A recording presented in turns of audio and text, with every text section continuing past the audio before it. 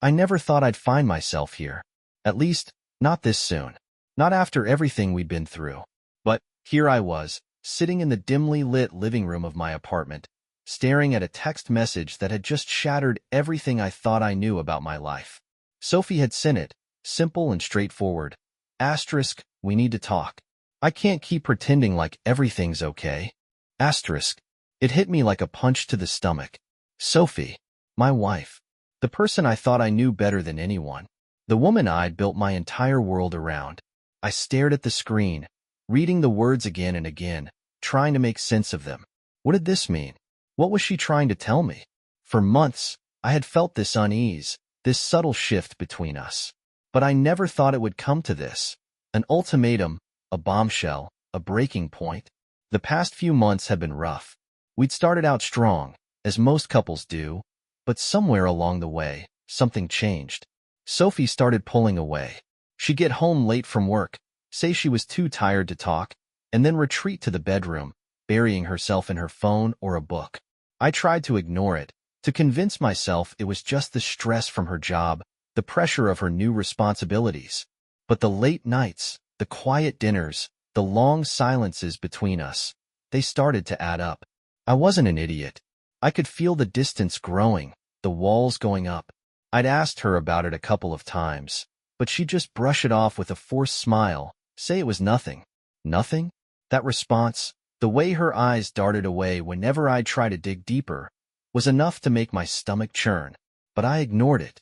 I convinced myself it was just a rough patch. We had been through worse before, right? But tonight, as I stared at that message, I knew deep down that things were different. Sophie was the kind of person who avoided confrontation at all costs. She hated arguments, hated conflict. For her to send a message like that, it meant things had reached a breaking point, and that thought made my pulse race with anxiety. What had happened? Was it me?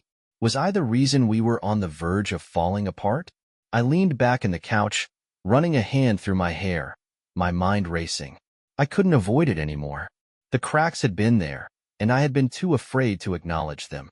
But now, the truth was staring me in the face. The question was, what was I going to do about it?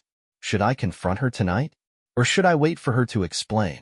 Part of me wanted to hear her out, to see if there was some way we could salvage things. But another part of me, the part that had been silently suffering through this growing distance, was afraid of what the truth might be. What if this was it? What if Sophie didn't want to be with me anymore? I glanced at the clock. It was nearly midnight. Sophie wasn't home yet. I tried calling her, but her phone went straight to voicemail. It wasn't like her to not answer, especially when she knew I'd be home. But I didn't want to jump to conclusions. Maybe she was just running late. Maybe the message wasn't as serious as it seemed. Maybe I was overthinking it. I stood up and walked to the window, staring out into the city lights, trying to clear my mind. I needed to calm down, to think logically. But logic was hard to come by in moments like these. My mind was clouded with uncertainty and fear. That's when I heard the door creak open. I turned, my heart pounding, and saw Sophie standing in the doorway. Her face was unreadable, her eyes tired, but there was something else there too, something I couldn't quite place. "Sophie," I said, my voice shaking, "we need to talk, don't we?"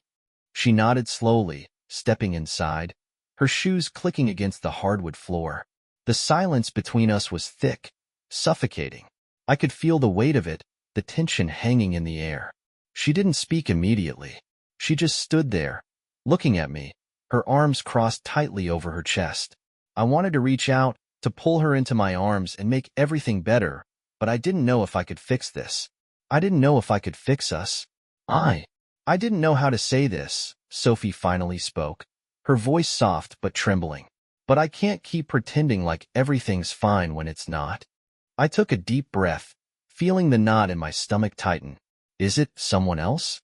The words were out of my mouth before I could stop them, but as soon as I said them, I regretted it. Sophie froze, her eyes wide with surprise. "No," she said quickly, almost too quickly. "No, it's not that. It's not about another person." I let out a breath I didn't realize I was holding, but I still couldn't shake the feeling that I was on the edge of something huge, something that would change everything. Sophie seemed to struggle with her words, as if she were trying to find the right way to explain herself, but the longer the silence stretched on, the more it felt like she was avoiding the truth. I'm not happy, she finally admitted, her voice barely above a whisper. The words hit me harder than I expected. Not happy? I wanted to ask her why. What was missing? What had changed? But I couldn't seem to form the words. I felt paralyzed, trapped in my own confusion. Sophie looked down, her eyes welling up with tears. I don't know how to fix it. I don't know if we can fix it. Her voice broke, and I saw the vulnerability in her eyes, something I hadn't seen in so long. I wanted to reach out to her then, to tell her that we could work through it, that we had made it through rough patches before.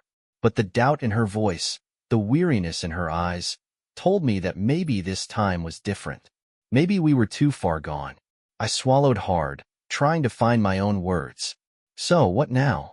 Where do we go from here? Sophie took a deep breath and slowly shook her head. I don't know. I honestly don't know. But I think we need space. Time to figure out what we really want. If we can even figure out *Hour anymore. I felt my heart sink. Space? Time? Was this it? Was this the end? For a long moment, neither of us said anything. The weight of her words hung in the air, suffocating us both. I didn't know how to fix this. I didn't know if I could fix us. But I knew one thing for sure. We were no longer the same people we had been when we first met. Something had changed. And as much as I wanted to deny it, I knew I had to face it. Finally, Sophie turned to leave, her eyes still filled with unshed tears. I'll be back tomorrow to get some things, she said, her voice barely audible. We can talk then, okay? I nodded, but I wasn't sure we could talk anymore. Not in the way we once had. As she walked out the door, I felt the last threads of what we had slipping away, and I couldn't help but wonder if I would ever find my way back to the person I thought I knew so well. As I sat in the silence, I felt more alone than I ever had before. I spent the night in a kind of numb stupor, staring at the empty doorway where Sophie had just stood. I couldn't remember the last time I felt this helpless, like my entire life was slipping through my fingers. I kept asking myself how we got here. Was there a moment I missed? A sign I overlooked? Or had this been brewing for longer than I realized? The next morning, I woke up to the sounds of city traffic outside my window. It was a typical morning, but everything felt off.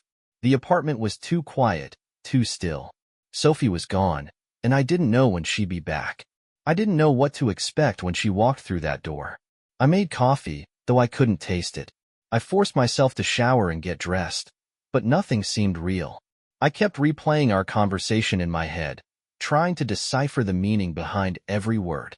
Sophie's admission that she wasn't happy, that she felt like something was missing between us, had punched me in the gut. I could feel it now, a tight knot in my chest, but I didn't know how to untangle it. I wanted to fix it, wanted to say the right thing, make it all better. But how? Where do you even begin when everything feels so broken? I checked my phone several times. No messages from Sophie. It was only a matter of time before she came by to get her things, but I didn't know what to say when that happened. I had no idea what she expected from me. Did she want me to beg her to stay? Was she hoping I'd suddenly snap out of whatever fog I'd been in and change everything? Or had she already made up her mind? I could feel the weight of uncertainty pressing down on me. I tried to occupy myself, but every task felt pointless.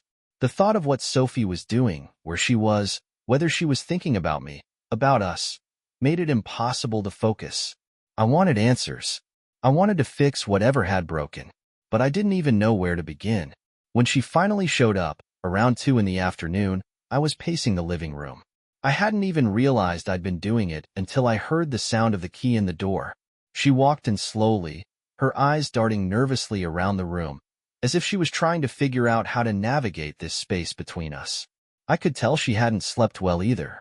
Her hair was messy, and her eyes were red, though she quickly wiped away any lingering evidence of tears. I stood there, frozen, unsure of how to approach her. Part of me wanted to pull her into my arms, to hold her, to tell her it was going to be okay. But I knew that wasn't what she needed. I didn't know when you'd be here, I said, my voice sounding weaker than I meant it to. I couldn't meet her gaze for long. I had no idea what to say. She shrugged, setting down a small bag by the door. I didn't know either. I just didn't want to leave it hanging. I thought maybe we could talk again. Try to figure out where we go from here. Yeah, I muttered. We need to talk. We both stood there for a few moments in awkward silence. She glanced at the couch, but I could tell she wasn't ready to sit down. It felt like both of us were still waiting for the other to break the tension, but neither of us knew how. Sophie finally spoke. I think we need to be honest with each other. About everything. Her voice trembled slightly, and I could see the doubt in her eyes. It was like she was searching for something, trying to find the words to explain what she'd been feeling. I'm listening, I said quietly. She sighed, running a hand through her hair. I know this isn't easy. I've been avoiding it for so long, but I can't keep pretending. I feel like I've been putting on a mask for months, like I've been living a life that doesn't feel real anymore. And it's not just about you, Adam. It's about me. I've changed, and I don't know how to come back from it. I felt the knot in my stomach tighten. My mouth was dry. You're saying you don't want this anymore? I couldn't stop myself from asking the question, even though I dreaded the answer. Sophie shook her head quickly, her face a mixture of frustration and sadness. No, that's not it. I don't know what I want anymore. And I don't want to hurt you by pretending like I do. But I can't keep living like this, being someone I'm not. It's like I'm a stranger in my own life. I felt my chest tighten. But you asterisk are here. You're standing right in front of me, Sophie. We're still married. Why can't we fix this? We've been through worse before. I know, she whispered, looking down. But this time feels different. I don't know how to explain it. We've been so disconnected, Adam. And the worst part is, I don't even know when it started. I used to think you were the only person who understood me, but now, I feel like I don't even know who you are anymore. And I don't know who I am either. Her words hit me like a ton of bricks. I wanted to argue, to tell her that we could work through it, that we could find our way back to each other. But I didn't know if I believed it anymore. Was I the same person she fell in love with? Had I changed too? I don't want to lose you, I said, the words slipping out before I could stop them. Sophie's eyes softened, and I could see a flicker of pain behind her gaze. I don't want to lose you either, but I can't keep pretending like everything's okay when it's not. I need space. I need to figure things out for myself. Space. The word echoed in my mind, and for a second, I wasn't sure if I could handle it. Space meant distance. Distance meant more distance. It felt like the beginning of the end, even though neither of us had said the words yet. I understand, I finally whispered, though part of me didn't. Part of me was still clinging to the hope that somehow we could fix it. Sophie gave me a tight, strained smile, and then she reached for the bag by the door. I'll get some things. I'll be back later for the rest. Her voice was steady, but I could see how much it hurt her to even say it. I stood there as she turned and walked out of the door, leaving me alone in the silence of the apartment. It was too quiet now, too empty. I wanted to scream. I wanted to throw something, to smash everything in sight. But instead, I just stood there, too numb to move, too lost to know what to do next. I couldn't shake the feeling that Sophie had already made up her mind, and I couldn't tell if I was too late to fix it. I spent the next few days in a daze. Time blurred together, and each morning felt like I was waking up to the same empty reality. Sophie had left, and I was stuck in this in-between, not knowing what to do with myself or with us. Her things were still here, scattered around the apartment. Her perfume lingered in the air, and her favorite coffee mug was sitting by the sink, untouched. Every little detail that used to feel so normal now felt like a reminder of everything that was slipping away. I tried to distract myself, went for long walks, met up with a couple of friends, anything to get out of my own head. But every time I thought about Sophie, about our marriage, a deep ache settled in my chest. I hadn't heard from her since she left. I wasn't sure if that was good or bad, but the silence was unbearable. I kept checking my phone, hoping for a message, but all I saw were texts about work, friends, random spam, nothing from Sophie. I didn't want to text her first, but I wasn't sure how much longer I could sit here, waiting. By the fourth day, I couldn't take it anymore. I sent her a simple message. Asterisk, can we talk? Asterisk. I didn't know if it would get a response. I didn't know if she even wanted to talk to me.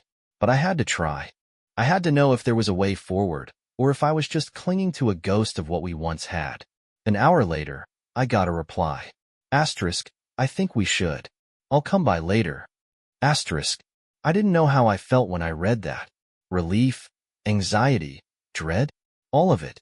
But I couldn't stop myself from responding with a quick, okay.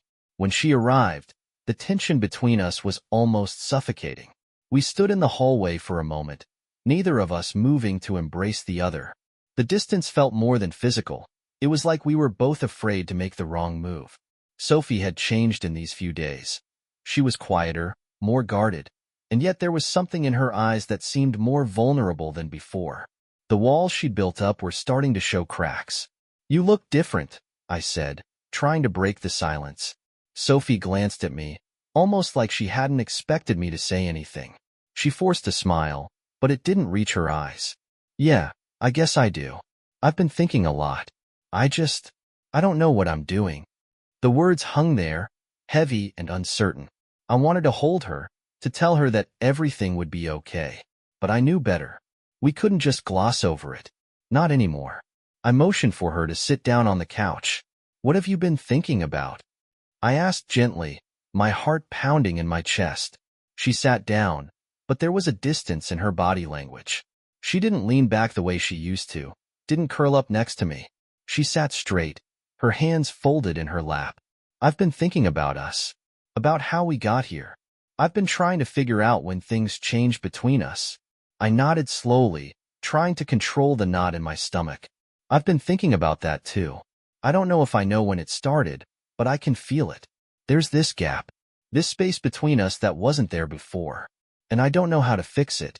Sophie looked at me then, her expression softening for just a moment. I don't think it's something that can be fixed. I think we've both changed, Adam, and maybe we've outgrown each other. Or maybe we've just been pretending for too long that everything was okay when it wasn't. The words hit me like a punch to the gut. Outgrown each other? Pretending? Was that really how she saw it? I didn't want to believe it. I didn't want to hear it. But at the same time, I couldn't deny the truth in her words. Their asterisk was something off between us. It wasn't one thing, but a collection of little moments, little cracks, that I had ignored for too long. I don't think we've outgrown each other, I said, trying to find some kind of hope in the situation. I think we've just been too scared to face what's been wrong. We've been so caught up in everything else, in work, in life, that we forgot about us. We forgot about what we really need. Sophie shook her head slowly, looking down at her hands. Maybe, but it feels like we're just holding on to something that doesn't exist anymore. And I'm tired, Adam. I'm tired of pretending. I'm tired of being scared to even talk about it. We've been living like roommates, not like a married couple. We don't even know how to asterisk bed together anymore. I swallowed hard, the weight of her words pressing down on me. She was right. We had stopped being who we used to be. We had stopped talking, stopped connecting. And now, it felt like everything we'd built was falling apart, piece by piece. You're not wrong, I said, my voice barely above a whisper. I don't know how we got here, Sophie, but I don't want to lose you. Her eyes met mine then, and for the first time in days, I saw a flicker of something. Something close to vulnerability, to longing. But then she quickly looked away, breaking the connection. I don't know what I want anymore, Adam, she said quietly. I don't know if I want to stay, but I don't know if I can leave either. I don't know if we're even the same people we were when we got married. I'm just confused. I felt like I was standing on the edge of a cliff, trying to make sense of the view, knowing that if I moved, if I said the wrong thing, everything could crumble. But I couldn't stand there in silence anymore. Sophie, I don't want you to leave. But I also don't want to force you to stay. I just want to know where we stand. Do you still want to try? Can we at least try to fix this? Or are we just too far gone? There was a long pause, where neither of us moved, both of us caught in the web of our own doubts. Sophie sighed, looking lost in thought. I don't know, Adam. I don't know. And there it was, the truth we had both been avoiding. We didn't know. We didn't know what came next. But I wasn't ready to give up. Not yet. I wasn't ready to let everything we had fall apart without a fight. I'm not giving up on us, I said firmly. I'm not going to just let this go without trying everything I can to fix it. Sophie looked at me, her eyes brimming with something I couldn't quite place. I don't know if that's enough, she whispered. I guess we'll have to find out, I said. And for the first time in a long time, I felt like I was willing to fight for it. Even if I wasn't sure how, or what would happen, I wasn't ready to let go. And neither was she. We spent the next few days in a limbo, trying to navigate this strange space between us. Sophie and I talked more, but it was always surface level. The conversations were careful, hesitant, as if we were both afraid to dig too deep. We avoided talking about anything too heavy, our problems, our feelings. It was like we were pretending that everything could go back to normal if we just didn't acknowledge how bad things had gotten. But I knew better. I could feel the tension, the walls that had started to grow between us, even as we sat in the same room. I'd watch her sometimes, lost in thought, her eyes distant, as if she were looking at something far beyond the walls of the apartment. It hurt to see her like that, so far away from me. I wanted to reach out, to pull her back into the world we used to share. But every time I tried, she'd pull away, just a little. Not physically, but emotionally. She was there, but not really there. And I couldn't figure out why. One night, I sat down on the couch after another day of awkward silence between us. Sophie had been quiet all evening, barely speaking to me, her eyes glued to her phone. I could feel my frustration building, the sense of helplessness growing inside me. I wasn't sure how much longer I could keep pretending everything was fine when I knew it wasn't. Sophie, I said, my voice low, can we talk? She didn't look up from her phone. What about? I don't know. I just feel like we're stuck in this limbo. We're not really moving forward, and we're not going back to how we were. I don't want to keep pretending that everything's okay. Sophie finally put her phone down and looked at me, her face unreadable. I don't know what to say, Adam. I'm tired of talking. I'm tired of trying to figure out what went wrong. It's like we're just going in circles, and nothing gets better. I know, but we can't just keep avoiding it.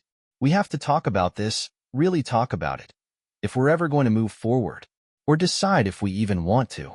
There was a long pause as Sophie considered my words. She sighed deeply, her shoulders slumping. I don't know if I can fix this.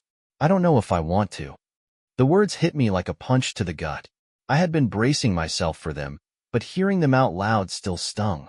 My throat went dry, and I struggled to hold my emotions in check. What do you mean? You don't want to? She closed her eyes, her voice trembling slightly. I don't know, Adam. I've been thinking about it for days, and I don't know if I can keep doing this. I don't know if I can keep pretending that we're happy when we're not. I felt like the ground beneath me was shifting, and for a moment, I didn't know how to steady myself. I loved her. I wanted us to work, but I wasn't sure I could change her mind if she had already made up hers. I'm not pretending, I said, my voice a little firmer. I know things have been hard, but I don't think we should give up on this. I don't want to give up on us. Sophie looked at me for a long time, as if weighing my words. I don't know what to believe anymore, Adam. I don't know if we can fix it. I don't know if I can trust us again. The words felt like a knife, slicing through the little bit of hope I had been clinging to. Trust. That was the real problem, wasn't it? Somewhere along the way, we had lost it. Trust had eroded, piece by piece, until all we had left was the shell of a relationship.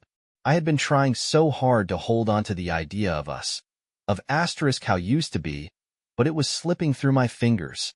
Maybe it wasn't enough to want to fix things. Maybe wanting it wasn't enough if the other person wasn't on the same page. I took a deep breath, trying to stay calm, trying to figure out the right thing to say. Sophie, I don't want to lose you, but I can't keep fighting this alone. If you're not willing to try, then I can't do this. Not by myself. She didn't answer right away. Instead, she looked away, staring out the window like she was searching for an answer in the dark. I could hear her breathing, slow and steady, but it didn't reassure me like it used to. There was something different now, a distance I couldn't bridge. After what felt like an eternity, she finally spoke. Maybe we just need space, Adam. Maybe we need to figure out who we are asterisk apart from each other. I need to know if I can even still be me without being us. The words hit me like a ton of bricks, and for a second, I felt like I couldn't breathe. Space. That's what she wanted. Time apart. And I understood why she felt that way, but I didn't know if I could do it. The idea of being apart from her, of not sharing our lives, our days, our thoughts, felt like a kind of death. I don't know if I can do that, I said, my voice barely a whisper. I don't know if I can go through that. I can't imagine waking up every day and not seeing you next to me. Sophie didn't meet my eyes. I'm not saying forever, Adam. Just sometime. To figure things out. I need to figure out if I can still be in this, and you need to figure out if you want to stay with someone who's not sure anymore. I felt like the room was spinning, like the walls were closing in. I wanted to scream, to plead with her to stay, to tell her I would do anything to make things right. But I knew deep down that asterisk wanted to figure this out, whether we were together or not. It wasn't just about wanting to fix things. It was about understanding if we could even want to fix them. I don't know where this goes, Sophie, but I'm willing to try. I don't want to lose you, not like this. She didn't say anything for a moment, but I could see the tears gathering in her eyes. She wiped them away quickly, but I had already seen them. The mask she wore was slipping. I don't know either, Adam, she whispered, but I think we need to figure out who we are first, before we can even think about us again. And in that moment, I knew she was right. We couldn't just keep pretending. We had to figure out who we were, whether that meant together or apart. I wasn't ready to let go, but maybe that wasn't enough. We sat there in silence, both of us lost in our own thoughts, the weight of everything hanging heavily between us. The future was uncertain, but I had to trust that whatever happened next would be what we both needed, even if it wasn't the outcome I had imagined. The next few days felt like walking through fog. Sophie and I were still in the same apartment, sharing the same space, but the air between us was thick with unspoken words. There was a kind of tension that hung in the silence, like we were both holding our breath, waiting for something to break the stillness. It was strange, almost unbearable at times, but also strangely necessary. I knew we couldn't keep going like this, pretending everything was fine when it wasn't. But at the same time, I wasn't sure what would happen if we did talk more. If we really faced the reality of where we were. The first night after our conversation, Sophie slept on the couch, not in the bed where we used to curl up together. I didn't even question it. I knew she needed her space, and if I was being honest with myself, I did too. I spent hours staring at the ceiling, listening to the distant hum of the city outside, my mind spinning in circles. What was I even doing? We had been drifting apart for a while, hadn't we? At some point, we both started to stop looking at each other. Not physically, but emotionally. The little things, the gestures that used to bind us together, faded away. We were just going through the motions, trying to keep everything intact while both of us were quietly dying inside. The hardest part was that I didn't know how to get it back. I didn't know how to fix what was broken when I couldn't even pinpoint when it had broken in the first place. Sure, there had been the affair, the thing that started everything. But wasn't that just the symptom of something deeper? Of a bigger problem between us? I tried talking to friends, to people who knew me, but nothing seemed to help. They all had their opinions, of course. Some told me to fight for it, to keep pushing for answers, keep trying to get through to Sophie.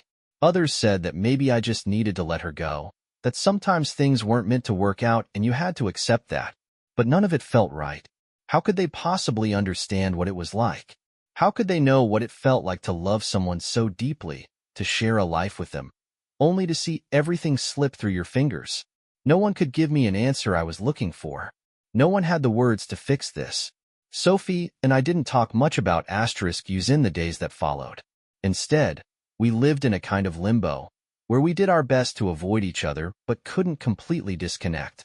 She still cooked dinner most nights, and I still sat at the table like everything was fine, but neither of us were really present.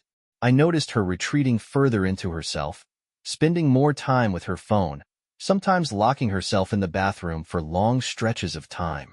The isolation was suffocating, and I couldn't help but feel like she was shutting me out, piece by piece. Then came the night when everything finally broke. It was a Tuesday evening, just like any other. The weather outside was unremarkable, and inside, things felt no different. Sophie was scrolling through her phone again, her face illuminated by the soft glow of the screen. I was sitting on the couch, mindlessly flipping through a TV show I wasn't even watching. But the silence between us was more oppressive than usual. It felt heavy, like the world was holding its breath, waiting for us to either fix this or give up. I finally had enough of the silence. "Sophie," I said, my voice shaking slightly. She didn't look up. "Sophie, please." She glanced at me, her eyes tired, as if she had been expecting this moment for days. "What is it, Adam?" "I can't keep doing this," I said, my words coming out in a rush. "I feel like we're just existing together. We're not really living together anymore. I need more from this. From us. I need to know if we're going to try to fix this, or if we're just going to keep pretending like everything's okay when it's not." She finally put her phone down, her gaze lingering on me for a moment. "I don't know, Adam," she said quietly. "I don't know if I can fix it. I don't even know if I want to." Her words stung more than I expected. I had been bracing myself for them, but hearing them out loud still felt like a punch to the chest. It made me wonder if she had already made up her mind, if all this effort, this hope I was holding on to, was just a waste of time. "I don't want to give up," I said, my voice growing more desperate. "I don't want to lose you. I love you, Sophie. But I can't keep pretending that I'm okay with the way things are." She didn't say anything for a long moment. Instead, she just looked down at her hands, her fingers picking at the fabric of the couch, like she was trying to find something to focus on. It felt like the distance between us was growing, and with every second that passed, I could feel myself losing her a little more. "I don't know what you want me to say, Adam," she finally whispered. "I don't know what I want either."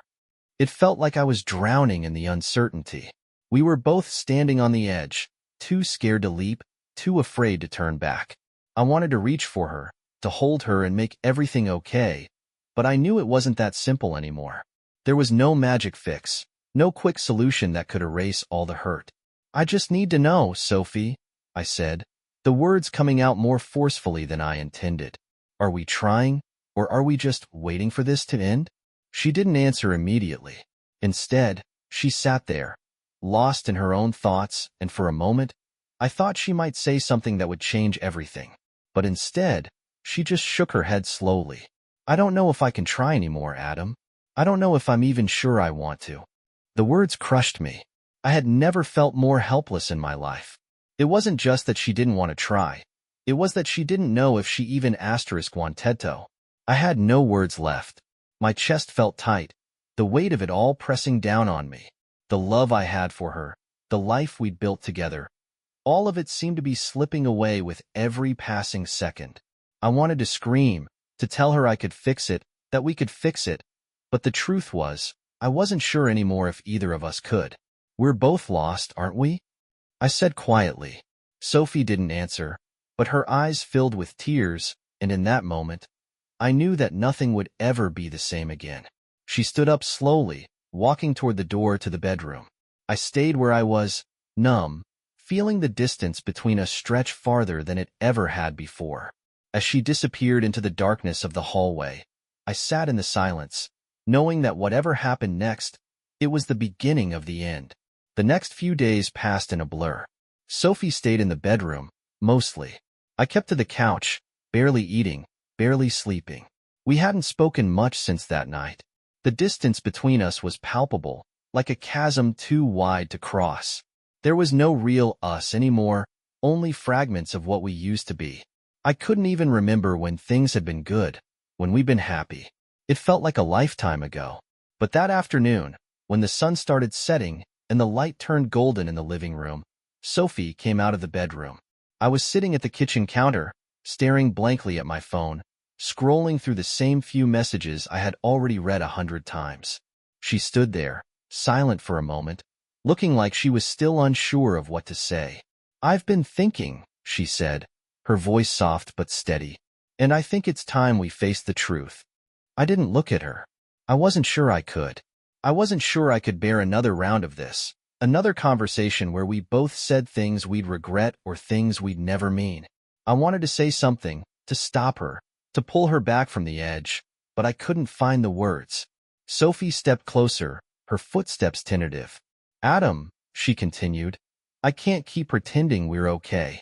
I can't keep going like this. Neither can you. But I don't want us to hate each other. I don't want us to walk away from all of this without even trying to end things, right? I finally looked up at her. There were no tears in her eyes anymore, just a kind of quiet finality. Her face was calm, but there was something in her eyes that told me this was it. This wasn't just a conversation. This was a decision. She had already made up her mind. I stood up, suddenly feeling the weight of everything. My chest tightened, my hands shaking slightly. So, what now? I asked, my voice rough. What do we do? You don't want to try anymore. I get that. But what asterisk does that mean for us? Sophie looked at me for a long moment. It was like she was searching for something, but whatever it was, she didn't find it in me. It means we end this, she said. We end it before we destroy each other. We leave with whatever dignity we have left. I nodded slowly, feeling like the ground had shifted beneath my feet. I knew she was right in a way. This wasn't healthy. We weren't happy. We hadn't been for a long time. But the truth hurt like hell. I wanted to scream, to fight, to beg her to stay, to make it work. But a part of me knew that wasn't what we needed anymore. We were already too far gone. Sophie turned to leave, but then paused, as if something was weighing on her. I'll move out, she said. I'll find somewhere else to stay for now. You can keep the apartment. You should stay here. I didn't know how to respond. Part of me wanted to argue, to tell her she didn't need to go, that we should figure out a way to stay civil, to make this as painless as possible. But the other part of me just wanted it to be over. Finally, really over. I don't want this to be ugly, I said, finally speaking the truth. I don't want us to hurt each other anymore. I don't either, she replied, a faint smile playing at the corners of her mouth. But it wasn't a smile of hope. It was a smile of resignation, of finality. I don't think we can hurt each other anymore. Not if we stop trying to hold on. And with that, Sophie walked out the door. The silence in the apartment after she left was suffocating. For a moment, I thought I might suffocate in it. I didn't know what to do next. I didn't know what I was supposed to feel. There was no sense of relief, no sense of release, just emptiness. I spent the rest of the evening in the apartment, trying to process what had just happened, what it all meant. I couldn't stop thinking about the woman I had married, the woman I had loved with every fiber of my being, and how quickly everything had unraveled. It felt like a nightmare I couldn't wake up from. A few days later, Sophie came back to pick up the rest of her things. She had found a place to stay, a small apartment on the other side of town. It was over. We didn't say much. There wasn't much to say. She packed up the last of her clothes, some books, her laptop, and a few things she hadn't been able to get around to. When she turned to leave, I stood by the door, unsure of what to do. 1,000 things ran through my mind. Should I ask her to stay one more time? Should I tell her I'm sorry? Should I apologize for everything I did? But I knew better than that.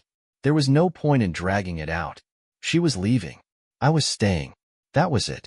I guess this is it then, she said quietly, her voice barely above a whisper. I nodded. Yeah. She didn't look at me again before she stepped out. The door clicked shut behind her, and I stood there for a long time, just staring at the empty space she'd left behind. There was no anger left. There was no love left. Just emptiness. I didn't chase her. I didn't call after her. Because somewhere deep down, I knew we both needed this. We needed to let go, to walk away before we hurt each other more than we already had. I didn't know what would happen next. I didn't know if I'd ever see her again. But one thing was certain. We were done. The chapter had closed, and I had no idea what the next one would bring, but I knew I had to move forward. And for the first time in what felt like a lifetime, I finally took a deep breath, knowing that the worst was behind me.